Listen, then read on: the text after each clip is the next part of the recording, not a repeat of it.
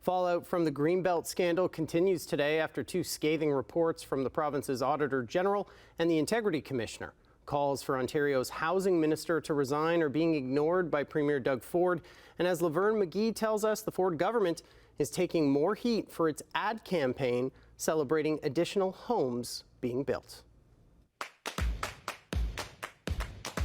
This ad from the Ministry of Housing may have popped up on one of your social media feeds, telling you that Ontario is building 1.5 million new homes. What it's not telling you is how much those homes cost, or whether or not they're being built on land that's part of the Greenbelt controversy, once protected land sold to developers poised to make billions. It certainly looks as though this government is using public money for a flashy advertising blitz to distract from the fact that they are under investigation for corruption.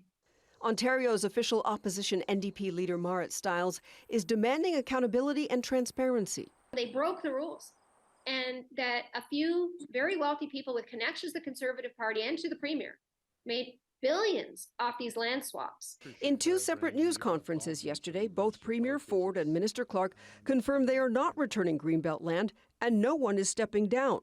But they can escape the criticism stemming from the Auditor General's Greenbelt report. It's not acceptable that they refuse to share phone records of the Premier, his office, other staff, or emails. And we know, of course, from the Auditor General's report that emails were deleted. Anne Cavoukian, former Privacy Commissioner of Ontario, is concerned about the lack of information and agrees there should be a thorough investigation by the Freedom of Information and Privacy Commissioner of Ontario. Our job is to insist upon revealing what information the public has a right to know. That's why we have freedom of information, so that government-held information can be made available to the public. I just want to urge people to know your rights.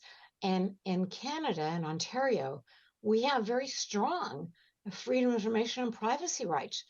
Let's make sure they're implemented. Meanwhile, looming in the background is a decision from the RCMP on whether or not to proceed with a full investigation. Laverne McGee, CHCH News.